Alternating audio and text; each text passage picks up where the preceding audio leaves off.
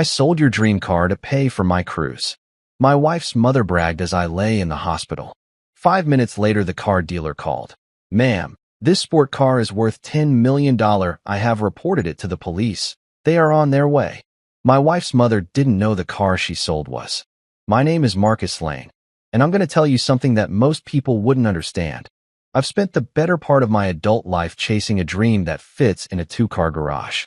Not some fancy mansion in the hills or a yacht docked in Miami, but a single automobile that most folks would walk right past without giving it a second glance. An original 1963 Aurelio V12 Spider. Yeah, I know what you're thinking. Sounds like some fancy Italian nonsense, right? Well, you'd be half right about the Italian part. See, there were only 3 of these beauties ever made. 3. In the entire world. And somehow, through 18 years of blood, sweat, and more overtime hours than I care to count, I managed to get my hands on one. Not because I was born with a silver spoon in my mouth, or because I hit the lottery. Hell no. I earned every single bolt, every piece of chrome, every leather stitch on those seats through pure determination and a mechanical engineering degree that actually meant something back when I got it. The whole thing started when I was browsing through some obscure car collector magazine during my lunch break at the shop. There it was, buried in the classified section like a hidden treasure. 1963 Aurelio V12 Spider frame. Needs complete restoration, serious inquiries only. The asking price was steep, but it wasn't the money that caught my attention. It was the location, some old collector in a tiny village outside of Rome. This guy, Giuseppe something or other, had apparently bought the car decades ago with dreams of fixing it up, but life got in the way like it always does. I remember calling Julia that night, trying to explain why I wanted to blow our vacation savings on what she called a pile of rusted metal. She didn't get it then, and honestly, I'm not sure she completely gets it now. But that's the thing about dreams. They don't always make sense to other people. They just make sense to you, deep down in your gut where logic doesn't really matter. The process of getting that frame shipped from Italy was like navigating a bureaucratic nightmare. Import fees, customs paperwork, shipping insurance, the whole 9 yards. But when that container truck pulled up to my house and they unloaded what was basically a skeleton of automotive history, I knew I'd made the right call. Julia stood in the driveway, arms crossed, probably wondering if she'd married a lunatic. But me? I was already seeing the finished product in my mind. 18 years. That's how long it took me to bring that car back to life. 18 years of hunting down original parts from junkyards in Detroit, specialty shops in Germany, and private collectors who guarded their stashes like dragons hoarding gold. 18 years of spending every weekend and most evenings in my garage, learning techniques that aren't taught in engineering school. 18 years of saying no to vacations, new furniture, and pretty much anything that wasn't absolutely necessary, so I could pour every extra dollar into my obsession. The engine alone took me 3 years to rebuild. A V12 isn't like the V8s you see in American muscle cars. This thing was a work of art. Each cylinder perfectly balanced, each component machined to tolerances that would make a Swiss watchmaker jealous. I had to learn Italian just to read the original service manuals. Yeah, you heard that right. I taught myself Italian for a car. Julia thought I'd completely lost it when she found me practicing pronunciation while adjusting valves. But here's the thing that nobody else seemed to understand. It wasn't just about the car. Every night I spent in that garage was like meditation. The smell of motor oil and metal polish, the sound of wrenches clicking against bolts, the satisfaction of seeing something broken become whole again. In a world where everything's disposable and nothing's built to last, I was creating something permanent, something real. The finished product sits in my garage now, covered by a custom silver tarp that cost more than most people spend on a month of groceries. Julia knows it's valuable. I've mentioned the insurance payments often enough, but I don't think she truly grasps what we're talking about here. We're talking about automotive history. We're talking about one of 3 cars that represent the pinnacle of 1960s Italian engineering. We're talking about something that major collectors would kill for. But you know what? I'm not selling. Not ever. This car isn't just an investment or a trophy. It's proof that regular guys like me can achieve something extraordinary if we're willing to put in the work. Every time I pull back that tarp and see those perfect curves gleaming under the garage lights, I remember why I started this journey. It wasn't about impressing anyone or making money. It was about proving to myself that dreams are worth chasing, even when they take 18 years to catch. Especially when they take 18 years to catch. Now, let me tell you about my mother-in-law, Bernice. If you've ever met someone who could suck the air out of a room just by walking into it, then you know exactly what I'm dealing with. This woman is like a hurricane in high heels, loud, destructive, and somehow always manages to leave a mess that other people have to clean up. Julie is sweet as pie, always has been since the day I met her at that coffee shop near the university. But her mother? That's a whole different story, and not the kind you'd want to tell around the dinner table. Bernice has this way of looking at me like I'm something she scraped off the bottom of her shoe. See, in her world, a real man wears a three-piece suit to work, carries a briefcase, and takes his wife on fancy European vacations twice a year. A real man, according to Bernice, doesn't come home with grease under his fingernails or spend his evenings tinkering with engines in the garage. Julia deserves better. She's told me more times than I can count, usually loud enough for the neighbors to hear. The woman's got opinions about everything, and she's not shy about sharing them. My work, my hobbies, the way I dress, the beer I drink, even the way I mow the lawn. Nothing's off limits for Bernice's commentary. A real man would hire someone to do that, she'll say, watching me change the oil in Julia's Honda. A real man would take my daughter to Paris, not drag her to some dirty auto show. The irony is that Julia actually loves going to car shows with me. She gets excited about the vintage Mustangs and asks intelligent questions about engine modifications. But Bernice conveniently ignores that part. What really gets under my skin is how she moved in with us. It was supposed to be temporary, just a few months while she sorted out what she called temporary financial issues. That was 2 years ago. 2 years of having someone in my house who looks at me like I'm the help, who criticizes everything from my morning coffee routine to the way I stack dishes in the dishwasher. 2 years of biting my tongue when she makes snide comments about my little hobby in the garage. The garage. That's my sanctuary, the one place in the house where I can escape from Bernice's constant stream of negativity. I keep it locked, always have, even before she moved in. It's not that I don't trust Julia, but the Aurelio represents too much work, too much investment, too much of my soul to take any chances. Plus, insurance companies get nervous about unsecured classic cars, and I'm not about to give them any excuse to deny a claim. But lately, I've been noticing things. Little things that set off alarm bells in the back of my mind. The spare key to the garage, which I keep in a specific spot in my toolbox in the basement, has been moved. Not lost, not misplaced, moved. Someone's been handling it. And there's only one person in this house who would have the nerve to go snooping where she doesn't belong. Last week, I found footprints in the thin layer of dust near the workbench. Small footprints, about a size 7, which rules out Julia, she's a 9. The lock on the garage door has tiny scratches around the keyhole that weren't there before, the kind you get when someone's trying to work a key in the dark or in a hurry. And then there's the way Bernice has been asking casual questions about the car lately. "What kind of car is that old thing in the garage, Marcus?" she asked last Sunday while we were watching football. "Must be worth something if you spend so much time on it." I played it off, told her it was just a hobby project, nothing special. But the way her eyes lit up when I mentioned it was a classic Italian sports car made my stomach turn. This is a woman who sees dollar signs in everything, from the antique lamp Julia inherited from her grandmother to the vintage watch I got for my college graduation. Everything in Bernice's world has a price tag, and she's always calculating whether something's worth more in cash than it is sitting around collecting dust. The thing that really pisses me off is how she manipulates Julia. My wife's got a heart bigger than Texas, always looking for the good in people, always willing to give someone the benefit of the doubt. When Bernice first moved in, Julia actually defended her mother's criticism of me. "She's just worried about our future," Julia would say. "She wants to make sure we're financially secure." But what Julia doesn't understand is that her mother isn't worried about our security. She's worried about her own. I've done my homework on Bernice's temporary financial issues.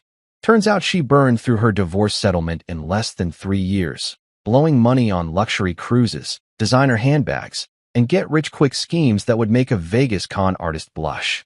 She lost her condo because she spent the mortgage money on a vacation to Cabo. She maxed out every credit card she could get her hands on. then had the nerve to play the victim when the bills came due.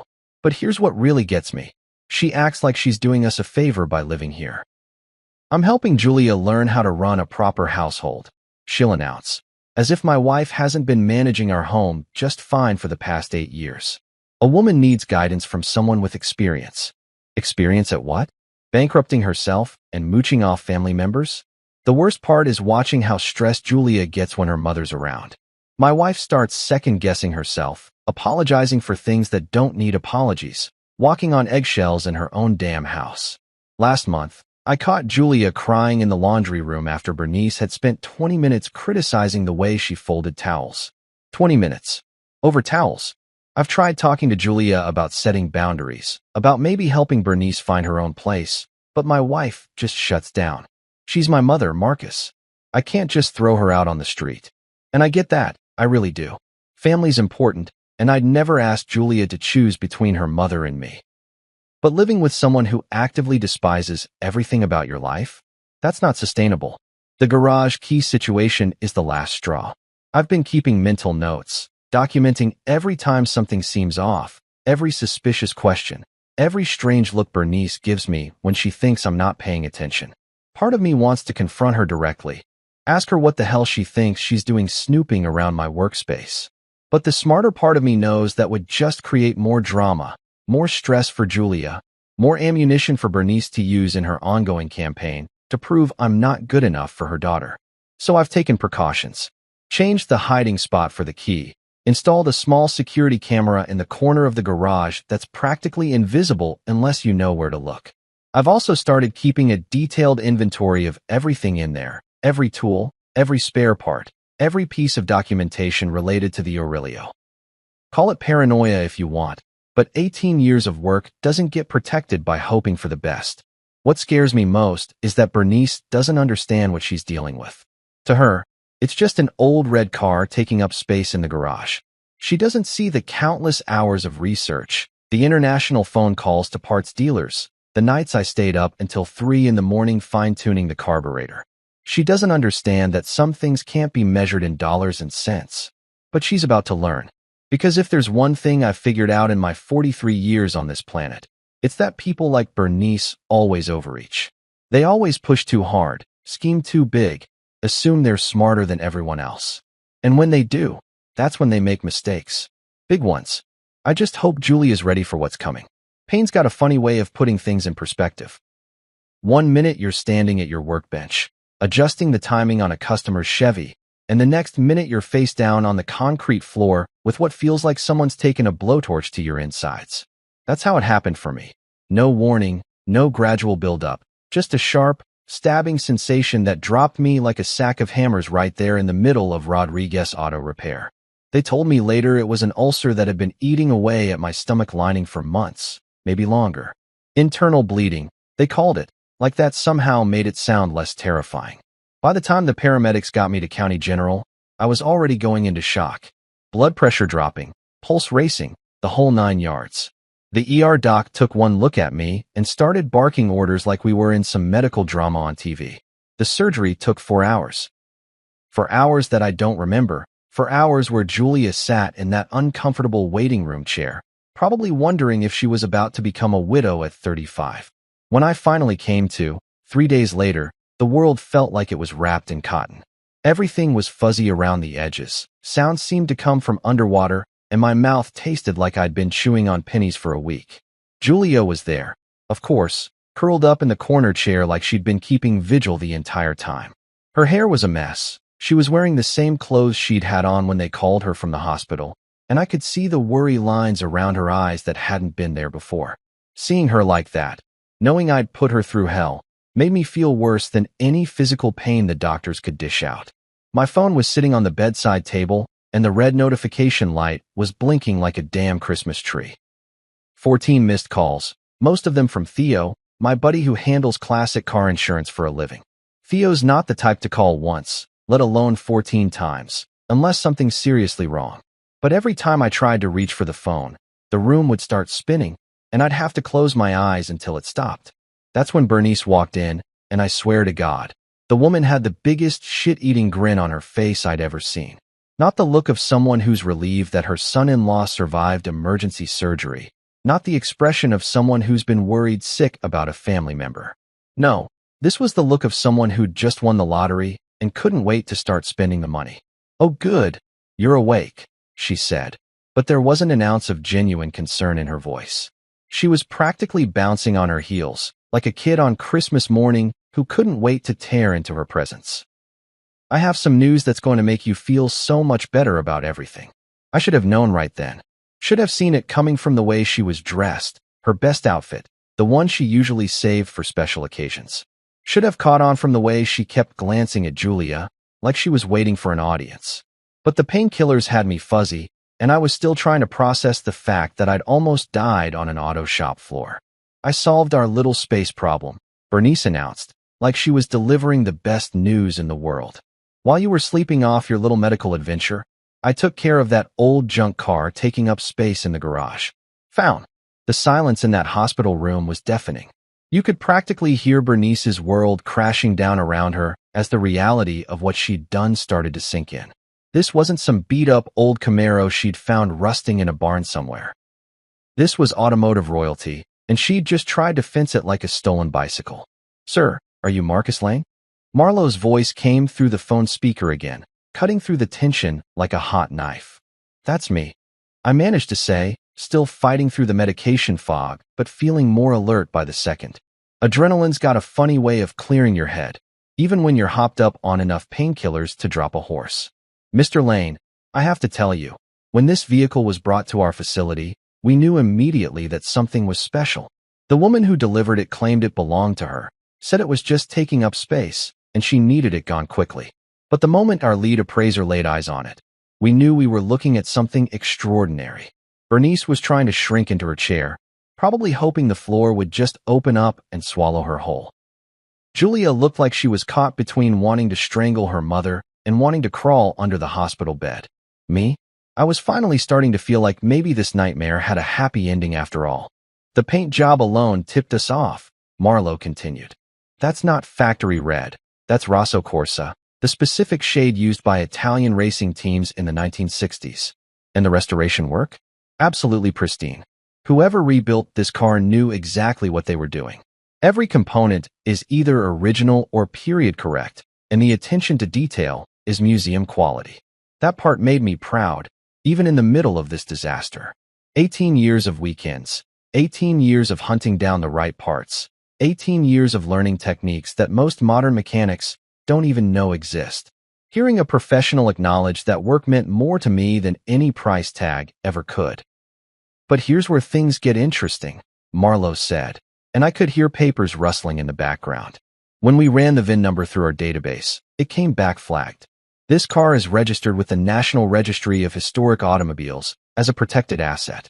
According to their records, it's one of only 3 remaining examples of its kind in the world."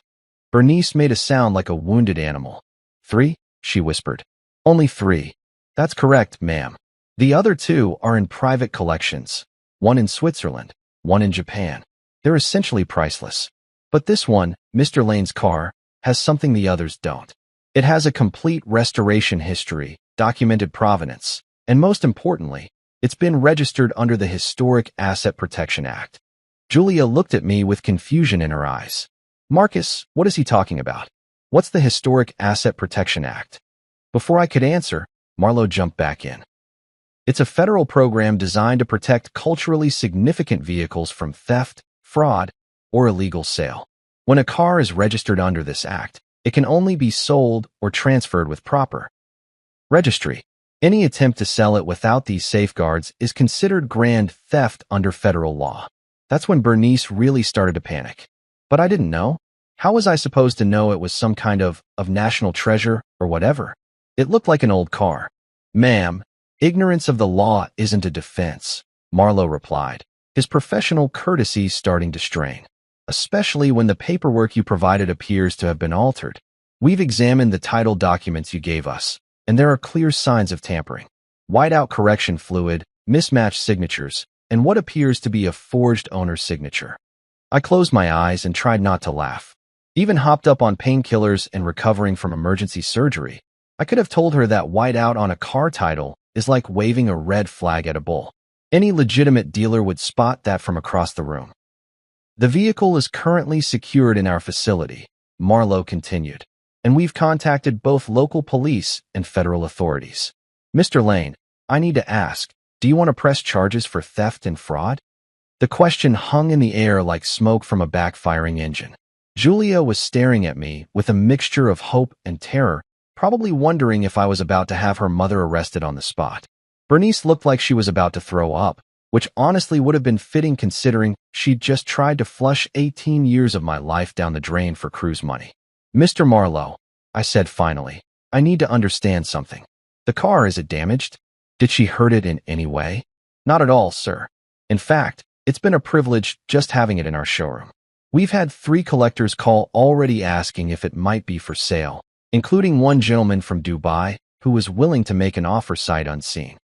When I told him it wasn't available, he asked if he could at least come look at it. Apparently, cars like this don't come on the market very often. They don't come on the market ever, I corrected, because people like me don't sell them. We build them, we preserve them, and we pass them down to people who understand what they represent. Bernice finally found her voice again. Marcus, please. I made a mistake. I didn't understand. Surely we can work something out. Family should stick together, right? Julia, tell him. Tell him I was just trying to help. But Julia wasn't looking at her mother anymore. She was looking at me, and for the first time since this whole nightmare started, I saw something in her eyes that I hadn't seen in years. Respect. Maybe even a little bit of awe. How much? She asked quietly. How much is it worth? Marlowe cleared his throat before answering. Ma'am, cars like this don't really have a market value in the traditional sense. The last comparable vehicle that sold at auction went for $12.8 million. But that was 5 years ago, and the market for ultra-rare classics has only gotten stronger since then. Conservative estimate? 15 to 20 million. Maybe more to the right collector. The heart monitor next to my bed started beeping faster again, but this time it wasn't from stress. This time it was from pure, unadulterated satisfaction. Because Bernice had just learned what I'd known all along. Some things are worth more than money, and some people are too greedy to understand the difference. Here's what Bernice didn't know, what Julia didn't know, and what I'd been keeping to myself for the better part of 6 months. I saw this coming from a mile away. Not the medical emergency part, obviously, but the part where Bernice's greed would eventually get the better of her common sense. See, when you live with someone who looks at everything like it's a potential payday, you start taking precautions. Smart precautions. It all started last March when Theo called me up with what he thought was just a routine insurance question. Marcus, you need to hear about this new program they're rolling out for high-value classics, he said. It's called the Historic Asset Protection Act, and it's designed specifically for cars like yours. Think of it as Fort Knox for automobiles. Theo's been in the classic car insurance game for 15 years, and he's seen every scam, every theft, every heartbreak that can happen when rare vehicles change hands illegally. He told me stories that would make your blood run cold. Guys who spent decades restoring cars only to have them stolen by family members, business partners, even their own kids looking for drug money. The problem, he explained, is that once a car like yours hits the black market, it disappears forever. These thieves know how to move vehicles across state lines, forge paperwork, even ship them overseas where they'll never be recovered. The Historic Asset Protection Act was designed to prevent exactly that scenario. It's a federal program that creates a digital fingerprint for culturally significant vehicles, making them virtually impossible to sell illegally. The registration process is intense. They document everything from the VIN number to individual component serial numbers, take high-resolution photos of every detail, and most importantly, they require biometric verification from the registered owner for any transfer of ownership. Biometric verification? I asked Theo. What does that mean exactly? Fingerprints, retinal scans, the whole 9 yards, he replied.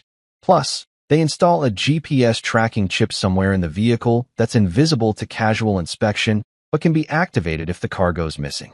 It's like having a personal security detail for your automobile. The idea appealed to me immediately, not just because of the security aspects, but because of the validation. Having the Aurelio officially recognized as a historically significant vehicle would be like getting a master's degree in automotive restoration. It would prove to the world that what I'd accomplished in my garage wasn't just a hobby. It was legitimate preservation of automotive history. The application process took 3 months and cost me $2,000, but it was worth every penny. They sent out a team of specialists who spent an entire day documenting every aspect of the car. They photographed serial numbers I didn't even know existed, tested paint samples to verify authenticity, and even took microscopic images of the leather grain on the seats. The lead inspector, a guy named Dr. Richards who had a PhD in automotive history, spent 20 minutes just admiring the engine bay. "Mr. Lane," he said finally, "in 30 years of doing this job, I've never seen restoration work of this caliber. This isn't just a car, it's a work of art. You should be incredibly proud of what you've accomplished here." The GPS chip installation was the part that really sealed the deal for me. They hid it so well that even I couldn't find it afterward, embedded somewhere in the rear chassis where it would be impossible to locate without specialized equipment. The chip was connected to a satellite network that could track the car's location anywhere in the world, and it could only be activated by federal authorities in cases of theft or fraud. But here's the part that really made me smile: the biometric verification system. Once the car was registered under my name and fingerprints, no one else could legally transfer ownership without my physical presence and consent. Not my wife, not my business partner, not even someone with a properly notarized power of attorney. The system required my actual fingerprints, verified against the database, plus a retinal scan and a verbal confirmation of my identity. Bernice could forge my signature all day long, but she couldn't forge my retinas. I never told Julia about the registration because I didn't want her to worry. She already thought I was obsessive about the car, and knowing that I'd spent $2,000 on high-tech security measures might have pushed her over the edge into thinking I'd completely lost my mind. Besides, it was better as a surprise, a little insurance policy that would only come into play if someone tried to pull exactly the kind of stunt that Bernice had just attempted. The irony was that Bernice actually did me a favor by taking the car to Marlos.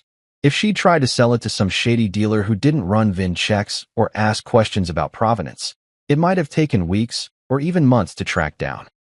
But Marlowe's was exactly the kind of high-end operation that would immediately recognize what they were dealing with and follow proper procedures. Theo had warned me about this too.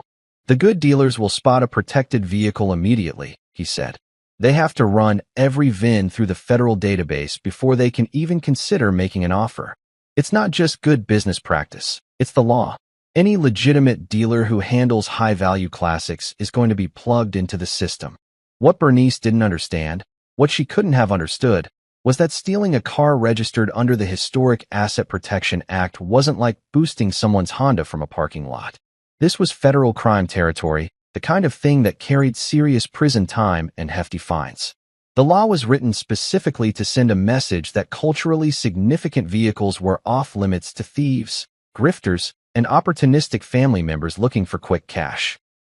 Lying in that hospital bed, listening to Marlowe explain the situation to my panicked mother-in-law, I felt something I hadn't experienced in years: complete and total vindication. Every paranoid thought I'd had about Bernice, every suspicious glance, every moment of wondering if I was being too careful had just been proven absolutely correct. She'd walked right into a trap that I'd spent 6 months setting, and the beautiful part was that she'd done it entirely to herself. The next 30 minutes felt like the longest half hour of my life, but not for the reasons you might think. It wasn't the pain from the surgery or the stress of almost losing my car that had me on edge. It was the anticipation. I was lying in that hospital bed, hooked up to machines and pumped full of medications, watching Bernice slowly realize that her get-rich-quick scheme had just turned into a get-arrested-quick nightmare. And honestly, I was enjoying every second of it. She spent those 30 minutes trying to backpedal like her life depended on it, which, considering the circumstances, it probably did. "Marcus, you have to understand, I was just trying to help," she kept saying, her voice getting more desperate with each repetition. "The garage was so cluttered, and Julia mentioned how you'd been stressed about money lately with the medical bills and everything. I thought I was doing you a favor." Julia, to her credit, wasn't buying it for a second. "Mom, you booked a Mediterranean cruise. How is spending Marcus's money on your vacation helping with our medical bills?" "Well, I was going to help with the bills when I got back," Bernice stammered. The cruise was already paid for, so I figured I might as well take it. Think of it as a small commission for handling the sale. A commission. This woman had just tried to steal a $20 million car, and she was calling it a commission. The sheer audacity would have been impressive if it wasn't so infuriating. That's when we heard footsteps in the hallway, multiple sets of them, moving with the kind of purposeful stride that you only hear from law enforcement. Julia tensed up immediately. She'd never been in trouble with the law, never even gotten a speeding ticket, so the sound of approaching cops probably felt like the end of the world to her. Bernice, on the other hand, went completely pale and started looking around the room like she was calculating escape routes. The first officer through the door was Detective Sarah Martinez, a woman in her 40s with graying hair and the kind of no-nonsense expression that suggested she'd seen every scam in the book. Behind her was a younger guy in a suit who introduced himself as Agent Collins from the FBI's art crime team. Apparently, when you mess with federally protected cultural artifacts, the feds take it personally. Mrs. Bernice Hawkins? Detective Martinez asked, though it was pretty obvious who she was looking for. Bernice was the only person in the room who looked like she wanted to disappear into the floor tiles. Yes, that's me, Bernice replied, her voice barely above a whisper. Gone was the confident woman who'd walked into my hospital room 30 minutes earlier, bragging about her world cruise and dismissing my life's work as junk. Now she looked like a deer caught in headlights, probably wondering how a simple theft had escalated into a federal case. Ma'am, we need to ask you some questions about a 1963 Aurelio V12 Spider that you attempted to sell earlier today, Detective Martinez said, pulling out a small notebook. According to the dealer, you claimed ownership of this vehicle and provided documentation to support that claim. Is that correct? I thought it was mine to sell, Bernice said, but even she didn't sound convinced by her own words. I mean, it was just sitting in our garage, taking up space. Marcus never drove it anywhere. How was I supposed to know it was worth anything? Agent Collins stepped forward, and I could see him studying Bernice with the kind of professional interest that cops develop after years of dealing with liars and con artists. Mrs. Hawkins, are you aware that the vehicle in question is registered as a protected cultural asset under federal law? Protected cultural asset? Bernice repeated, like she was hearing the words for the first time. It's just an old car.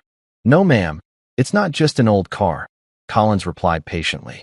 It's one of 3 remaining examples of its kind in the world, with a current estimated value exceeding $15 million. More importantly, it's registered to Mr. Marcus Lane here, not to you. The documentation you provided to Marlowe's Exotic Motors shows clear signs of forgery, including altered signatures and the use of correction fluid on official title documents. That's when Julia finally spoke up, and I could hear the hurt in her voice. Mom, you forged Marcus's signature? Bernice's face crumpled like she'd been caught stealing cookies from the church bake sale. I didn't forge anything. I cleaned up the paperwork a little, made it more presentable.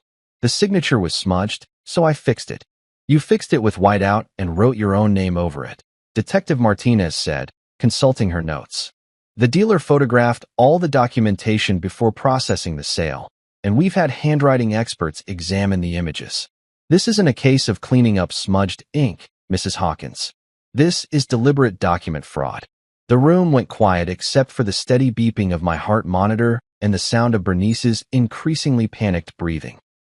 I could see her mind racing, trying to find some angle, some excuse that would get her out of this mess. But there wasn't one. She'd been caught red-handed with evidence that even a first-year law student could use to secure a conviction. Mrs. Hawkins, Agent Collins continued, I need to inform you that you're under arrest for grand theft auto, identity fraud, and violation of the Historic Asset Protection Act. You have the right to remain silent. And that's when Bernice completely lost it. You can't arrest me. This is insane. It's just a stupid car. She jumped up from her chair like she was going to make a run for it, which would have been hilarious considering we were on the 3rd floor of a hospital and there were 2 law enforcement officers blocking the door.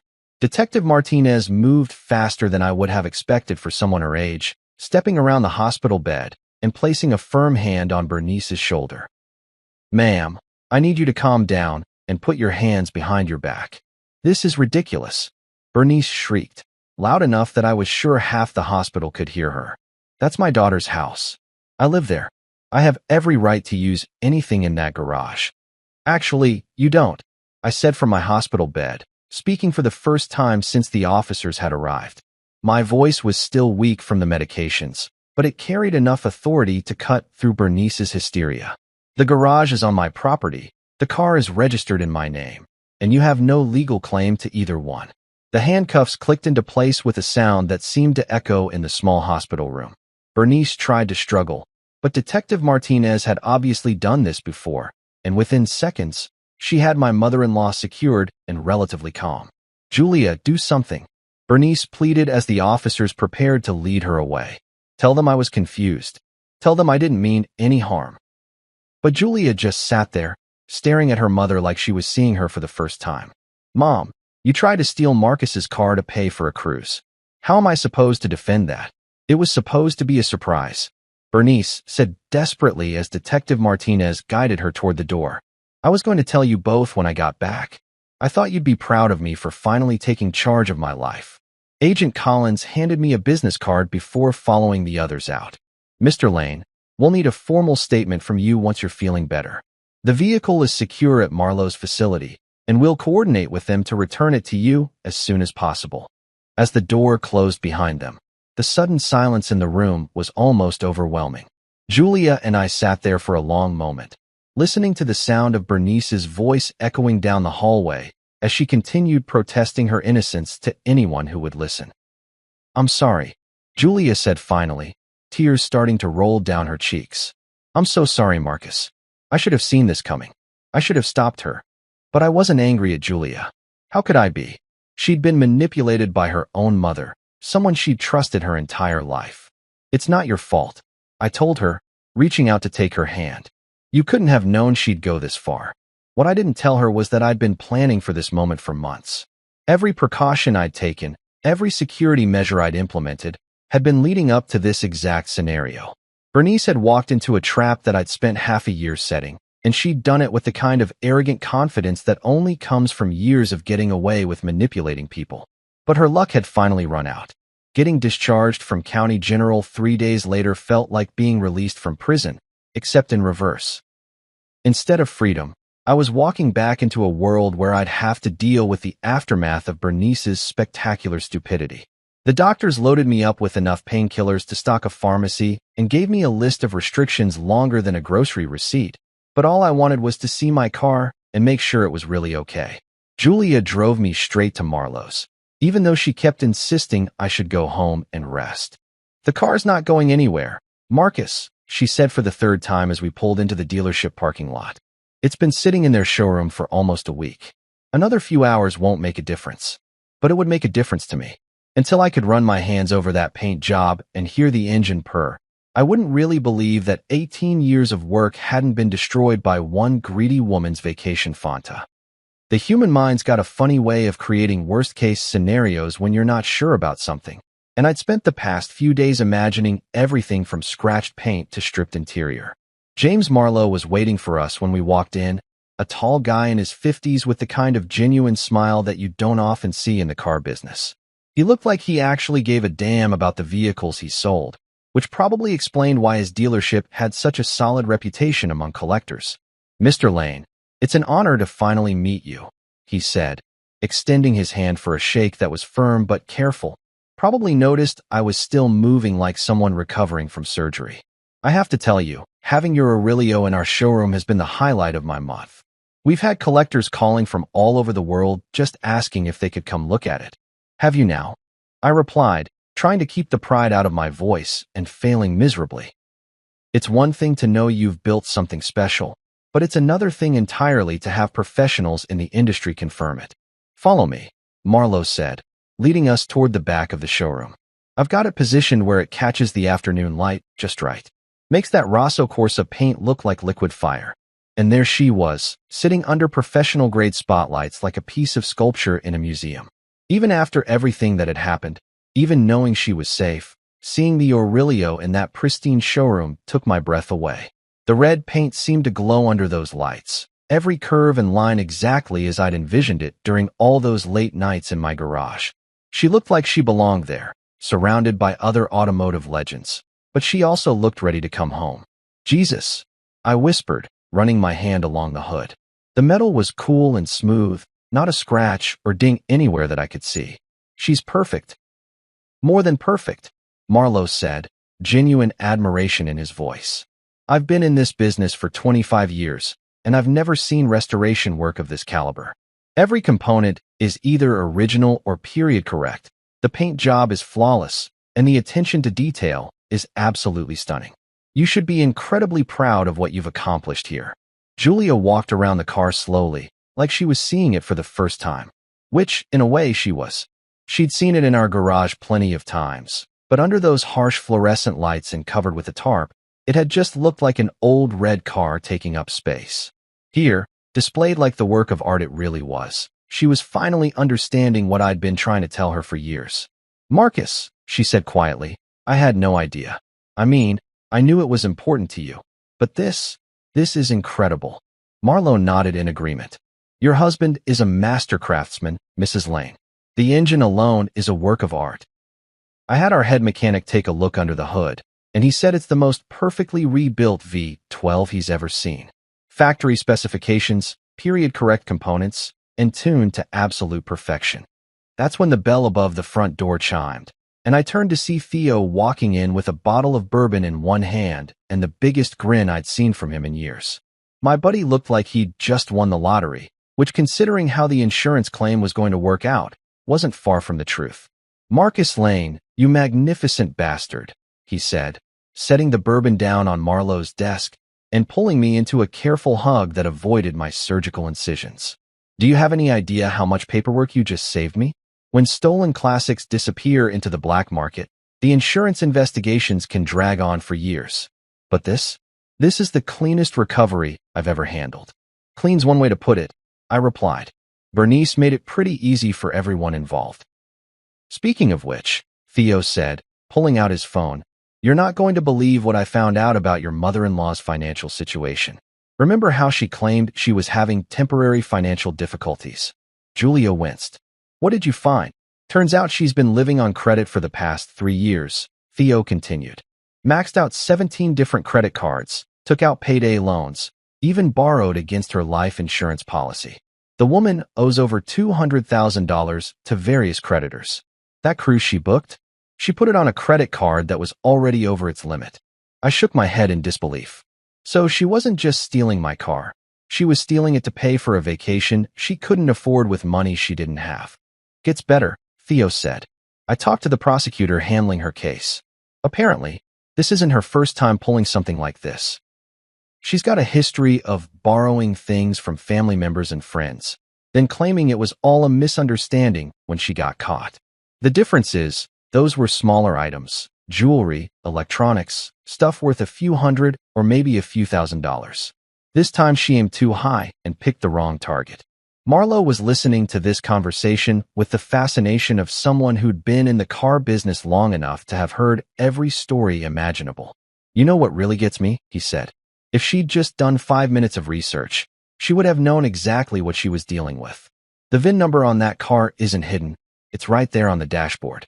A simple internet search would have told her she was looking at automotive history. But that would have required her to think beyond her own immediate gratification. Julia said bitterly, my mother's never been good at long-term planning. Everything's always been about what she wants right now. Consequences be damned. I could hear the pain in Julia's voice, and it made me angrier at Bernice than I'd been even when I first found out what she'd done. It's one thing to steal from me. I'm a grown man who can handle betrayal and disappointment. But watching my wife struggle with the realization that her own mother was willing to destroy our lives for cruise money, that was unforgivable. You want to know the really crazy part? I said, looking at all 3 of them. She never even asked what it was worth. Never showed the slightest curiosity about why I spent so much time working on it. If she'd asked, if she'd shown even a little bit of genuine interest, I would have been happy to explain the whole history of the car, what made it special, why it mattered so much to me. Would you have told her about the federal registration? Theo asked with a knowing grin. Hell no, I replied, and we all laughed despite everything that had happened. Some things are better as surprises. Marlowe walked over to a filing cabinet and pulled out a thick folder. Speaking of surprises, Mr. Lane, I have some good news. The publicity from this case has generated a lot of interest in your car. I've had 3 different museums ask about borrowing it for exhibitions, and there's a documentary filmmaker who wants to interview you about the restoration process. Museums? Julia asked, looking at me with something that might have been awe. The Automotive Heritage Foundation in Detroit, the Peterson Museum in Los Angeles, and the Smithsonian, Marlowe replied. Apparently, your husband's work is considered significant enough to warrant preservation and public display. I stood there, looking at my car under those museum-quality lights, surrounded by people who finally understood what I'd been trying to accomplish all these years. It had taken Bernice's greed and stupidity to make it happen, but sometimes the universe has a twisted sense of humor about how it delivers justice. That night, after we'd brought the Aurelio home, and I'd spent an hour just sitting in the garage staring at it like I was afraid it might disappear again, Julia finally broke down. I found her in our bedroom, sitting on the edge of the bed with tears streaming down her face and a wadded-up tissue in her hands that looked like it had seen better days. "I'm sorry, Marcus," she said without looking up at me. "I'm so goddamn sorry about everything. About my mother, about not seeing what she was capable of, about enabling her for so long that she thought she could get away with something like this." I sat down next to her, careful not to aggravate my surgical incisions, and put my arm around her shoulders. She felt small and fragile, like she was carrying the weight of her mother's sins on her own conscience. "Julia, look at me," I said gently. "None of this is your fault. You couldn't have known she'd go this far. But I should have," she replied, finally meeting my eyes. "All the signs were there, Marcus. The way she looked at your car, the questions she'd been asking, the way she'd been going through our financial paperwork when she thought we weren't watching. I saw all of it, and I told myself it was just her being nosy. I convinced myself that blood meant something, that family loyalty was more important than protecting what we'd built together." The pain in her voice was worse than any physical discomfort I'd experienced in that hospital. This was my wife, the woman I'd fallen in love with at a coffee shop near the university 8 years ago, the woman who'd supported my obsession with rebuilding cars even when she didn't fully understand it. Seeing her blame herself for her mother's betrayal was like watching someone punch themselves in the face over and over again. "Your mother manipulated you," I said firmly. "That's what manipulative people do. They make you feel guilty for not trusting them, even when your instincts are telling you something's wrong. She's had 35 years of practice turning you into her personal guilt machine, and you're not responsible for falling for it." Julia leaned against my shoulder, and I could feel her body shaking with suppressed sobs. "She tried to steal your life's work, Marcus. 18 years of your passion, your skill, your dreams. She was going to trade it all for a fucking cruise. What kind of person does that? The kind of person who sees everything and everyone as a means to an end," I replied. "The kind of person who's never built anything herself, so she doesn't understand what it means to create something with your own hands." We sat there in comfortable silence for a while, listening to the sound of traffic outside our bedroom window and the occasional creak of the house settling around us. I could tell Julia was working through something in her head, probably trying to reconcile the image of the mother she'd grown up loving with the reality of the woman who'd tried to rob us blind. "You know what really gets me?" she said eventually. "It's not just that she tried to steal the car. It's that she was so dismissive of what it meant to you. All those years of watching you work in the garage, seeing how happy it made you, how proud you were of every little improvement, and she still saw it as junk. She saw your passion as worthless. That hit me harder than I'd expected it to." Julia was right. The theft itself was bad enough, but the casual dismissal of something that represented the best part of who I was? That cut deeper than any financial loss could have. "She called it junk," I said, remembering that moment in the hospital room when Bernice had announced her brilliant plan. "Standing right there in front of you. She called 18 years of my work junk." "And that's when I knew," Julia replied, sitting up straighter and wiping her eyes with the back of her hand. "That's the moment I realized that my mother doesn't just disrespect you. She doesn't understand the concept of respect at all. She doesn't respect hard work. She doesn't respect other people's dreams. And she sure as hell doesn't respect the idea that some things can't be measured in dollar signs." I was about to respond when Julia's phone buzzed with a text message. She glanced at the screen and immediately frowned. "It's from her," she said quietly. "From jail." "What's it say?" Julia read the message aloud, her voice getting flatter with each word. Julia, sweetie, I hope you're not too upset about this little misunderstanding. I'm sure once Marcus has time to think about it, he'll realize I was just trying to help. Maybe you could talk to him about dropping the charges? I can't afford a lawyer, and this whole thing is just getting blown out of proportion. Love you, Mom. The silence that followed was deafening. I could practically see the wheels turning in Julia's head as she processed the fact that her mother, even sitting in a jail cell facing federal charges, still couldn't admit what she'd actually done. Still couldn't acknowledge that attempting to steal a $20 million car wasn't a little misunderstanding or a misguided attempt to help. Little misunderstanding, Julia repeated, her voice dripping with disbelief. She tried to steal a car worth more than most people's houses, and she's calling it a little misunderstanding. And she wants you to convince me to drop the charges, I added. Even now, even after everything that's happened, she's still trying to manipulate you into fixing her problems for her. Julia stared at her phone for a long moment, then deliberately turned it off and set it on the nightstand. I'm done, she said quietly. I'm done making excuses for her. I'm done feeling guilty about her choices, and I'm done letting her treat our family like her personal ATM. I'd been waiting years to hear those words from my wife. Not because I wanted to drive a wedge between Julia and her mother, but because I could see how much damage Bernice's constant manipulation was doing to the woman I loved. Watching Julia constantly second-guess herself, constantly worry about whether she was being a good enough daughter, constantly sacrifice her own peace of mind to keep her mother happy, it had been killing me slowly. You sure about that? I asked. Because once you cut contact with her, there's probably no going back. People like Bernice don't forgive being held accountable for their actions. Good. Julia replied with more conviction than I'd heard from her in months. Maybe it's time I stopped caring about whether she forgives me and started caring about whether I can forgive myself for enabling her for so long. We sat there holding hands while Julia worked through the full implications of what she'd just decided. Cutting off contact with a parent, even a manipulative one, isn't something you do lightly. It means accepting that the relationship you've been hoping for, the mother you've been wishing she could be, is never going to materialize. It means grieving the loss of something that never really existed in the first place. Can I ask you something? Julia said after a few minutes. Why didn't you ever tell me how much the car was actually worth? I mean, I knew it was valuable, but $20 million? That's not something you keep secret from your wife. It was a fair question, and one I'd been expecting ever since Marlo had dropped that number in the hospital room. Because I wanted someone who loved me even when I had nothing, I said honestly. When we met, I was just a guy with a mechanical engineering degree and a half-restored car frame in his garage. You fell in love with that guy, not with the guy who owned a $20 million automobile. Julia squeezed my hand tighter. You think I would have treated you differently if I'd known? Not consciously, I replied. But money changes things, even when you don't want it to. People start seeing you as a bank account instead of a person. They start wondering what you can do for them instead of just enjoying who you are. I've seen it happen to other collectors in the classic car community. Suddenly, everyone's their best friend.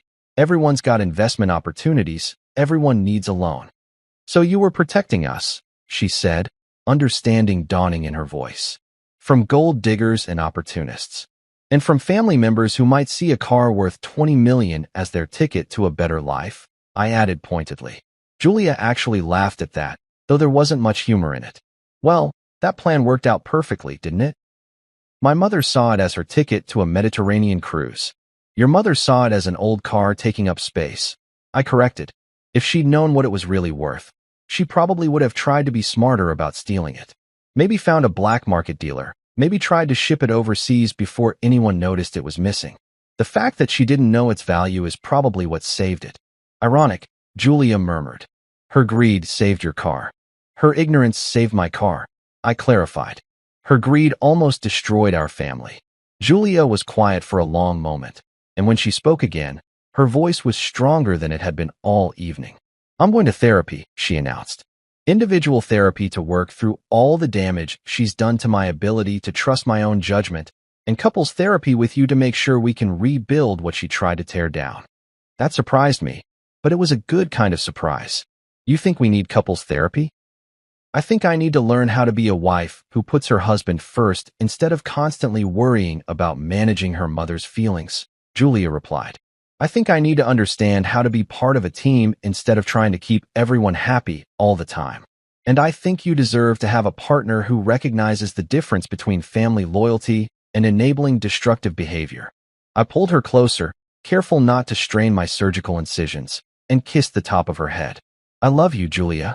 Not the version of you that keeps everyone happy, not the version that manages other people's problems. I love the woman who's strong enough to make hard decisions and smart enough to recognize when someone's taking advantage of her kindness. Even if it took me 8 years to figure out that my mother was a manipulative thief. Especially because it took you 8 years, I replied. Easy decisions don't require courage. Anyone can cut off someone who's obviously toxic. It takes real strength to admit that someone you love is hurting you and choose your own well-being over their comfort. Julia turned off her phone completely and put it in the drawer of her nightstand. She's going to keep trying to contact me, she said. Probably through other family members, maybe through friends. She's not going to accept that I'm done with her games. Then we'll deal with it together, I promised. No more going it alone. No more trying to manage her without backup. From now on, it's you and me against whatever she tries to pull. For the first time since this whole nightmare started, Julia smiled like she meant it. 2 months later, just when life was starting to feel normal again, I got a phone call that changed everything. I was in my garage, doing some routine maintenance on a customer's Mustang, when my phone rang with a number I didn't recognize. Normally, I'd let it go to voicemail. Too many telemarketers and scam artists these days. But something made me wipe the grease off my hands and answer it. Mr. Lane? This is Patricia Hoffman from the Global Heritage Auto Show in Monaco. I hope I'm catching you at a good time. Monaco, the Global Heritage Auto Show. Every serious collector and automotive enthusiast in the world knew about that event. It was like the Olympics of classic cars, the kind of show that most PEO. You've got my attention, I said, setting down my wrench and giving the conversation my full focus. We've been following the story of your 1963 Aurelio V12 Spider, she continued, her voice carrying the kind of professional enthusiasm that suggested she genuinely loved what she did. The authentication process, the federal registration, the recent incident with the attempted theft. It's created quite a buzz in the collector community. I wasn't sure whether to be flattered or embarrassed. Having my family drama become industry gossip wasn't exactly what I'd had in mind when I'd registered the car as a protected asset. We'd like to invite you to display your Aurelio as our featured restoration at this year's show, she continued. The theme is Lost Masterpieces Found, and your car represents exactly the kind of passion project that we want to celebrate. We're talking about a full spotlight presentation, professional photography, and media interviews with major automotive publications. I had to sit down on my work stool. The Global Heritage Auto Show was invitation only, the kind of event where billionaires came to bid on cars that most museums would kill to own. Having the Aurelio featured there would be like getting a retrospective at the Museum of Modern Art, the ultimate validation that 18 years of work had been worth something. What exactly would this involve? I asked, trying to keep my voice steady. Transportation to Monaco, 5-star accommodations for you and your wife, and a featured spot on the main exhibition floor, she replied. Plus, we'd like to document your restoration process for our annual publication. Our readers are fascinated by craftsmen who can bring automotive history back to life. 3 weeks later, Theo and I were standing on the exhibition floor of the Monte Carlo Convention Center, watching crews position the Aurelio under professional lighting that made the Rosso Corsa paint look like liquid fire. The whole scene felt surreal. My garage project, the car I'd spent countless evenings working on in my suburban driveway, was now sharing space with Ferraris that had raced at Le Mans and Porsches that had dominated European rally circuits. You realize this is insane, right? Theo said, snapping photos with his phone like a tourist at the Louvre. 2 months ago, your mother-in-law tried to sell this thing for cruise money. Now it's the star of the most prestigious auto show in the world. Don't remind me, I replied, but I was grinning as I said it. The whole Bernice situation had become something of a running joke in the classic car community. The story of the woman who tried to steal a $20 million automobile to pay for a vacation had spread through collector circles like wildfire. The opening night gala was like something out of a movie. Men in $1,000 suits and women dripping in jewelry walked around admiring cars that cost more than most people's houses, while waiters circulated with champagne that probably cost more per bottle than I used to make in a week. Julia, dressed in a black cocktail dress that made her look like she belonged in this world, stayed close to my side as we navigated conversations with collectors, journalists, and automotive historians. That's the man who almost lost it all to his mother-in-law. I heard someone whisper as we walked past a group of well-dressed Europeans. Word traveled fast in the collector community, and apparently my family drama had become part of the Aurelio's mystique. But you know what? I didn't care. Let them whisper. Let them turn Bernice's stupidity into cocktail party conversation. The car was here, it was safe, and it was being celebrated by people who understood what it represented. The highlight of the evening came when a reporter from Classic Car magazine approached me for an interview.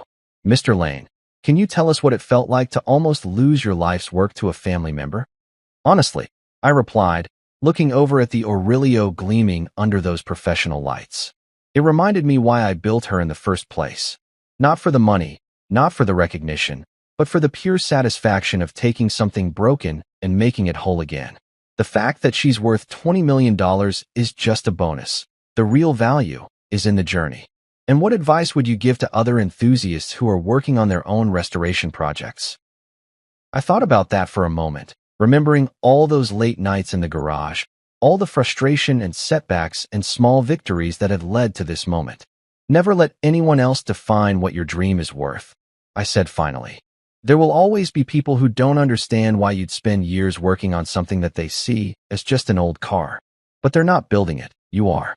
They're not putting their heart and soul into every bolt and wire. You are. And when it's finished, when you're standing next to something you created with your own hands, their opinions won't matter anymore."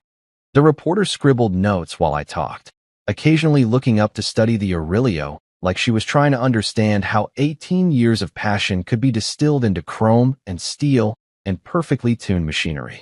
Later that evening, as the crowds thinned out and the waiters began clearing champagne glasses, Theo and I stood alone with the car for a few minutes. The convention center was quieter now, just the hum of air conditioning and the distant sound of cleanup crews working in other sections of the building. "You know what I keep thinking about?" Theo said, running his hand along the Aurelio's fender. "If Bernice had succeeded, if she'd managed to sell this thing to some black market dealer, we'd probably never have seen it again. It would have disappeared into some private collection in Asia or the Middle East, and all this," he gestured at the exhibition space around us, "would never have happened." "Her greed saved my car," I replied, echoing something Julia had said months earlier. Her ignorance and her impatience and her complete inability to do 5 minutes of research before committing a felony. It all worked in my favor in the end. "Think she knows where the car is right now?" I laughed at that. "She's probably still sitting in that halfway house, telling anyone who'll listen about how she was trying to help her family by selling worthless junk. The irony is that she'll never understand what she almost destroyed." As we stood there in that world-class exhibition space, surrounded by automotive history and the kind of wealth that most people only see in movies, I realized something important. The Aurelio wasn't just my car anymore. It was a symbol of what happens when passion meets persistence, when someone refuses to let other people's limitations define their dreams. And Bernice, sitting in her court-mandated community service program back home, would never understand that no matter how hard she tried. 6 months after Monaco, I was standing in my brand new shop, watching a 17-year-old kid named Danny carefully sand primer off a 1967 Camaro fender, and thinking about how funny life can be sometimes. The kid had steady hands and genuine curiosity about the work, asking smart questions about metal prep and paint chemistry. Reminded me of myself at that age, except he had something I never had, a mentor who was willing to share what he'd learned the hard way. The conviction came down 3 weeks after the auto show. Bernice pled guilty to attempted grand theft auto and document fraud, probably on the advice of whatever public defender drew the short straw of representing her. The judge wasn't impressed with her sob story about financial difficulties and family misunderstandings. Turns out federal judges don't have much sympathy for people who try to steal $20 million cars to pay for Mediterranean cruises.